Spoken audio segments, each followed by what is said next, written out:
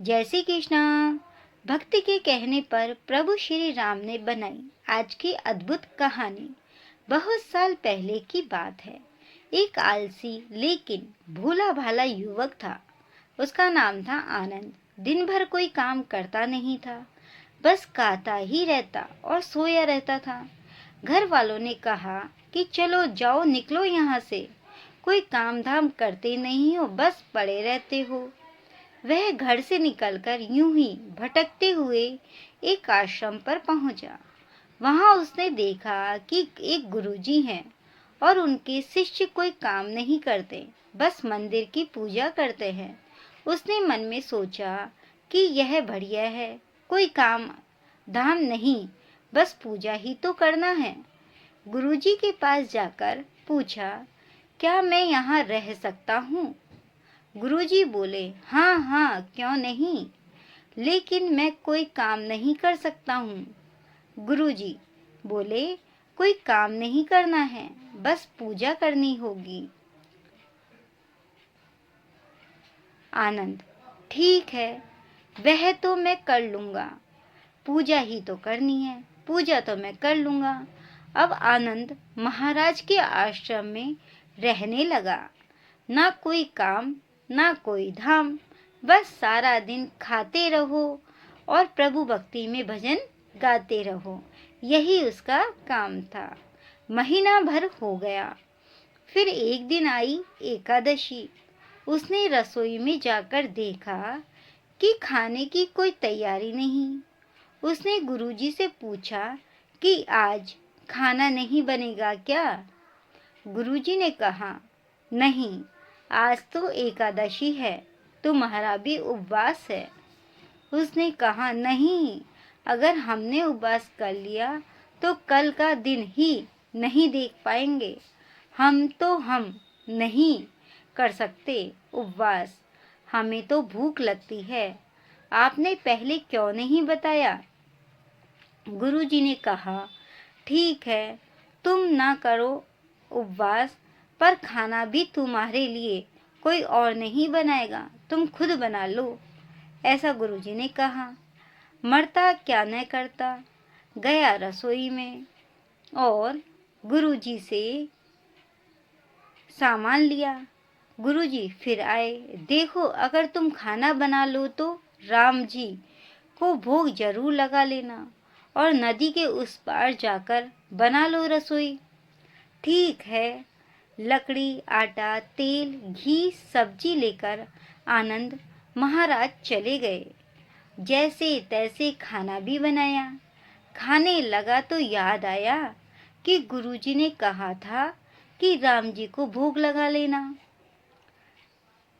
लगा भजन गाने, आओ आओ मेरे राम जी, भोग लगाओ राम जी, प्रभु श्री राम आइए, श्री राम आइए, मेरे भोजन का भोग लगाइए।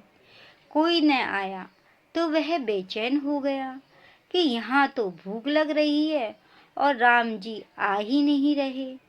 भोला मानस जानता नहीं था कि प्रभु साक्षात तुम आएंगे नहीं, पर गुरुजी की बात मानना जरूरी है। फिर उसने कहा, देखो प्रभु राम जी, मैं समझ गया कि आप क्यों नहीं आ रहे हैं। मैंने रूखा सूखा बनाया है और आपको तर माल खाने की आदत है, इसलिए नहीं आ रहे हैं। तो सुनो प्रभु, आज वहाँ भी कुछ नहीं बना है, सबको एकादशी है, खाना हो तो यह भोग ही खा लो। श्री राम अपने भक्ति की सरलता पर बड़े मुस्कुराए और माता सीता के साथ प्रकट हो आए। भक्त असमंजस में गुरुजी ने तो कहा था कि राम जी आएंगे, पर यहाँ तो माता सीता भी आई है और मैंने तो भोजन बस 2 लोगों का बनाया है। चलो कोई बात नहीं, आज इन्हें ही खिला देते हैं। उसने ऐसा सोचा कि आज तो इन्हें ही खिला देते हैं। बोला, प्रभु मैं भूखा रह गया, लेकिन मुझे आप दोनों को देखकर बड़ा अच्छा लग रहा है, लेकिन अगली एकादशी पर ऐसा न करना। पहले बता देना कि कितने जन आ रहे हैं हो, और हाँ, थोड़ा जल्दी आ जाना। राम जी उसकी बात पर बड़े मुदित हुए, प्रसाद ग्रहण करके चले गए।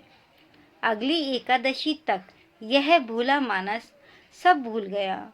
उसे लगा कि प्रभु ऐसे ही आते होंगे और प्रसाद ग्रहण करते होंगे।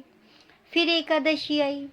गुरुजी से कहा, मैं चला अपना खाना बनाने, पर गुरुजी थोड़ा ज़्यादा अनाज लगेगा, वहाँ 2 लोग आते हैं। गुरुजी मुस्कुराए, भूख के मारे बावला है, ठीक है ले जा और अनाज ले जा। अब की बार उसने 3 लोगों का खाना बनाया। फिर गुहार लगाई, प्रभु रामी आई, सीता रामी आई, मेरे भोजन का भोग लगाई। ऐसी वो प्रार्थना करने लगा। प्रभु की महिमा भी निराली है। भक्त के साथ कौतुक करने में उन्हें भी बड़ा मजा आता है।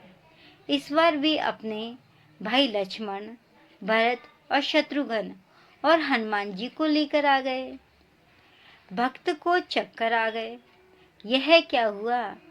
एक का भोजन बनाया तो 2 आए, 2 का खाना ज्यादा बनाया तो पूरा खानदान आ गया। लगता है आज भी भूखा ही रहना पड़ेगा। सबको भोजन लगाया और बैठे बैठे देखता रहा। अनजाने ही उसकी भी एकादशी हो गई। फिर अगली एकादशी आने से पहले गुरुजी से कहा, गुरुजी, ये आपके प्रभु राम जी अकेले क्यों नहीं आते? हर बार कितने सारे लोग ले आते हैं, इस बार अनाज ज्यादा देना। गुरुजी को लगा कहीं यह अनाज बेचता तो नहीं है, देखना पड़ेगा जाकर।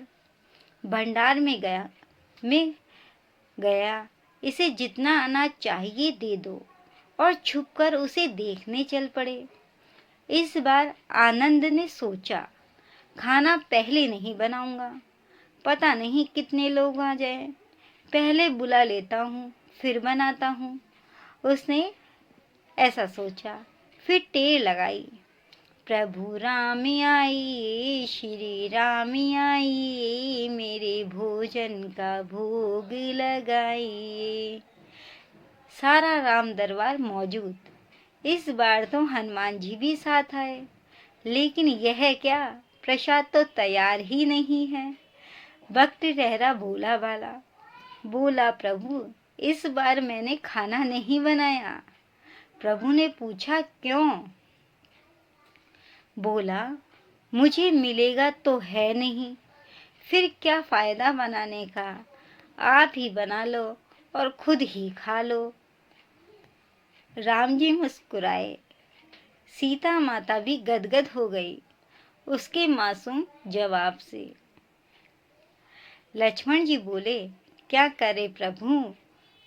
प्रभु मुस्कुराए और प्रभु ने मुस्कुराकर बोले, भक्त की इच्छा है पूरी तो करनी ही पड़ेगी, चलो लग जाओ काम पे।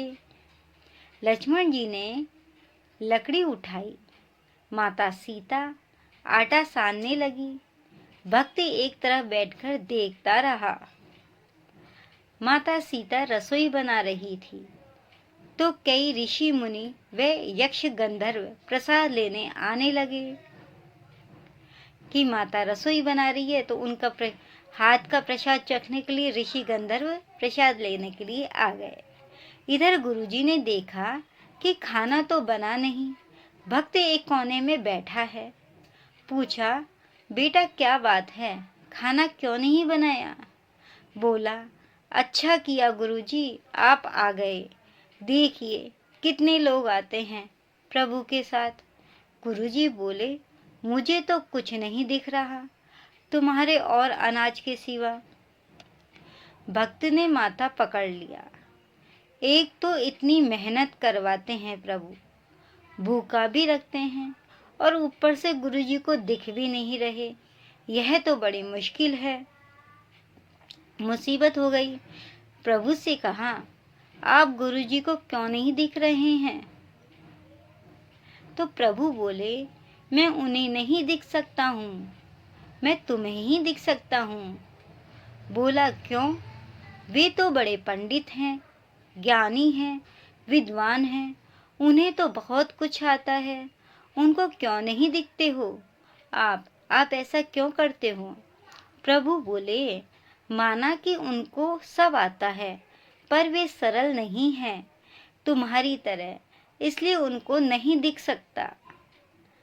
अच्छा, आनंद ने गुरुजी से कहा, गुरुजी, प्रभु कह रहे हैं कि आप सरल नहीं हैं, इसलिए आपको नहीं दिखेंगे।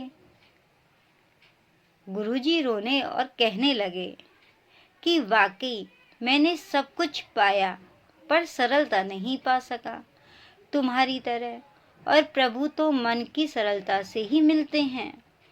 प्रभु प्रकट हो गए और गुरुजी को भी दर्शन दिए। इस तरह एक भक्त के कहने पर प्रभु ने रसोई भी बनाई और उनके गुरु को दर्शन भी दिए। जय हो भोले की। दोस्तों, यह थी भोला भक्त की सरलता की कहानी। जय श्री कृष्णा दोस्तों।